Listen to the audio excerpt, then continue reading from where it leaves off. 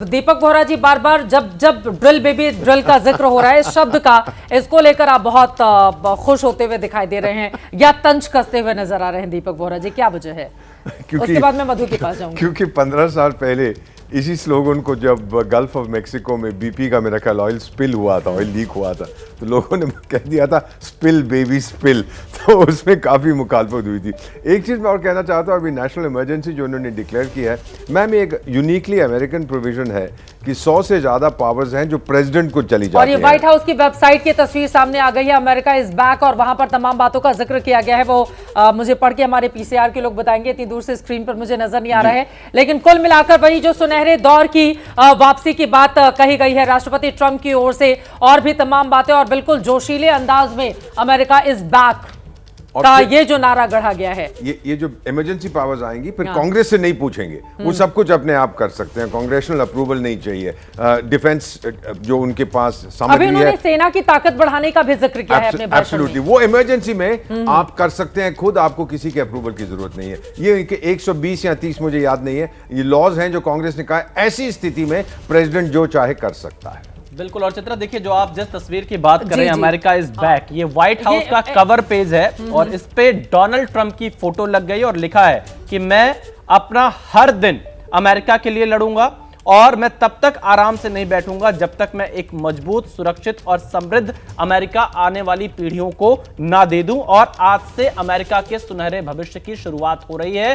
Donald Trump की photo के साथ व्हाइट हाउस पर यह कवर पेज लगा दिया गया। चित्रा देखिए, भारत के ऊपर बहुत ज्यादा असर नहीं पड़ेगा, एक चीज ये बिल्कुल समझ लेनी चाहिए, क्योंकि आपको याद होगा जैसे ही डोनाल्ड ट्रंप चुनाव जीते थे, इस बात की चर्चा हो रही थी कि H1B वीजा को लेकर बहुत कड़े नियम भारत के ऊपर लागू कर देंगे, लेकिन ऐसा होता हुआ दिखाई नहीं दिया। कहीं ना कहीं बैकडोर से भारत की बातचीत चलती रही। और अगर हम टैरिफ की बात करें तो टैरिफ को लेकर भी भारत अपने हितों को यहां पर ख्याल रखेगा।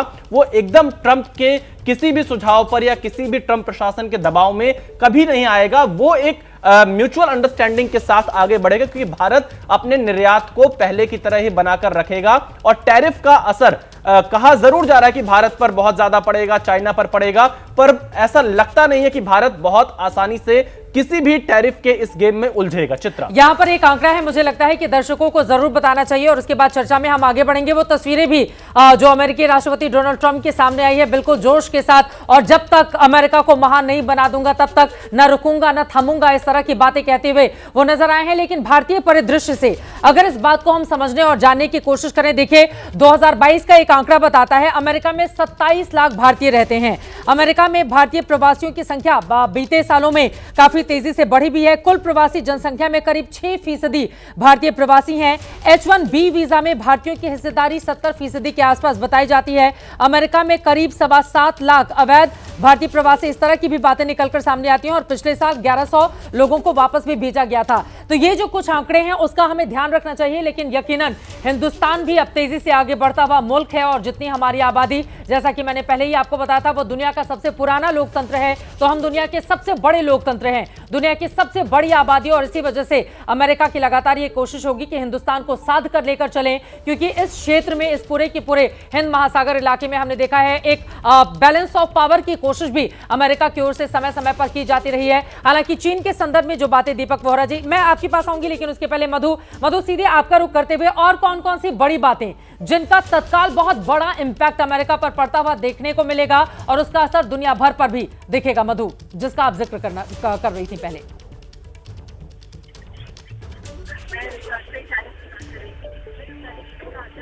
मधु, दोबारा से मैं आपका कनेक्शन ठीक करवाती हूँ, आपकी आवाज नहीं आ रही है। दीपक जी, सीधे आपके पास आते हुए, अब सुनहरे भविष्य की तो शुरुआत हो गई है, और यकीनन एक मजबूती से चुने गए अमेरिकी लोगों द्वारा राष्ट्रपति से जिस तरह के भाषण की उम्मीद की जाती है, आज पूरी तैयारी के साथ उसी तरह उनकी स्पीच भी तैयार की गई थी। लेकिन फिर से मैं आ जाती हूँ भारतीय संदर्भ में, अगर हम समझे, क्योंकि बहुत बड़ी तादाद में जो भारत के लोग हैं वो अमेरिका में रहते हैं, तो क्या बातें समझ में आती हैं? मुझे नहीं लगता कि कोई खास असर इसके ऊपर पड़ने वाला है। H1B वीजा के लिए जो वो अलाउ करेंगे, वो चाहते हैं हाईली टैलेंटेड, इंटेलिजेंट, क्वालिफाइड लोग, और वो भारतीय सब हैं। ये अब छोटे मोटे जो इलीगल चले जाते हैं तरीके, मैक्सिकन बॉर्डर से क्रॉस करते हैं, वो भी रास्ता बंद हो जाएगा, क्योंकि वहाँ इमरजेंसी उन्होंने लगा दी है। तो मेरा मानना है कि कुछ लोगों को डिपोर्ट जरूर किया जाएगा। अगर जैसा प्यू रिसर्च सेंटर ने कहा था कि वहां 7 लाख इलीगल इंडियंस हैं और 1100 आपने अभी फिगर दिया पिछले साल डिपोर्ट कर दिए, तो दोनों में कोई तालमेल नहीं बनता। 1100 भेज दिया और 7 लाख वहां बैठे हुए हैं। So these figures are subject, लोग अपनी अपनी एनालिसिस करते हैं।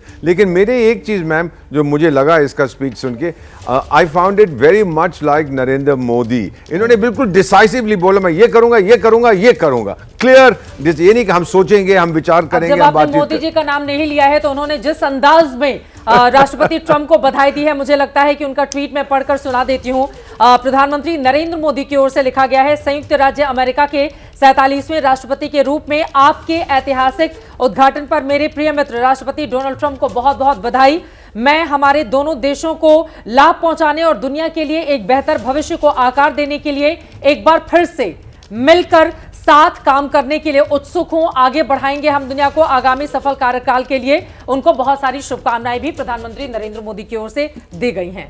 और इसके पहले वो अब की बार ट्रंप सरकार, हालांकि ये एक दौर की बात हो चली है, लेकिन कहते हैं कि रिश्ते जब बहुत अच्छे होते हैं, हाउडी मोदी कार्यक्रम भी हमने देखा है, तो रिश्ते जब अच्छे होते हैं, नमस्ते ट्रंप जो गुजरात में हुआ था, उसमें वो एक्साइटमेंट भी हमने महसूस की थी जब उतनी बड़ी पब्लिक के सामने दोनों नेता एक साथ गए थे गुजरात में। और उसके बाद इन रिश्तों का भी विशाल क्या असर पड़ेगा आगे आने वाले वक्त में? बिल्कुल चित्रा, देखिए क्योंकि ट्रंप कोई नए नहीं है हिंदुस्तान के लिहाज से, और हिंदुस्तान के लिहाज से उनके संबंध बहुत अच्छे रहे और नरेंद्र मोदी के साथ उनकी एक पर्सनल बॉन्डिंग रही है। चाहे आपने हाउडी मोदी कार्यक्रम का जिक्र किया या हम नमस्ते ट्रंप कार्यक्रम की बात कर ले, या फिर तमाम जब ऐसे मौके आए जब ट्रंप और मोदी की बातचीत होती रही है अलग अलग मंचों पर। और आप देखिए अभी जो अमेरिकी राजदूत है एरिक गारसिटी भारत में, उन्होंने एक बयान दिया मुंबई में कि वॉशिंगटन में मोदी और ट्रंप की मुलाकात पहले होगी और उसके बाद लगभग 4-6 महीने के अंदर, जहां तक संभावना है कि मई जून तक डोनाल्ड ट्रंप भारत में क्वाड शिखर सम्मेलन के लिए वापस आएंगे भारत। यानी कि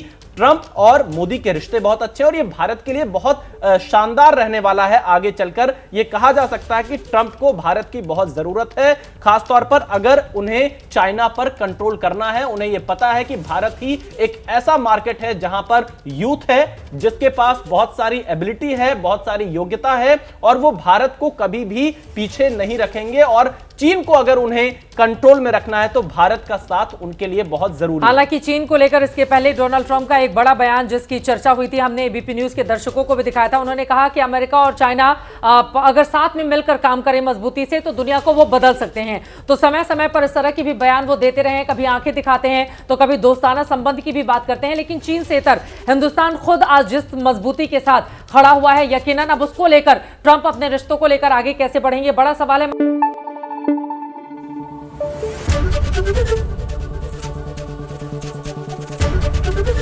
एबीपी न्यूज आपको रखे आगे।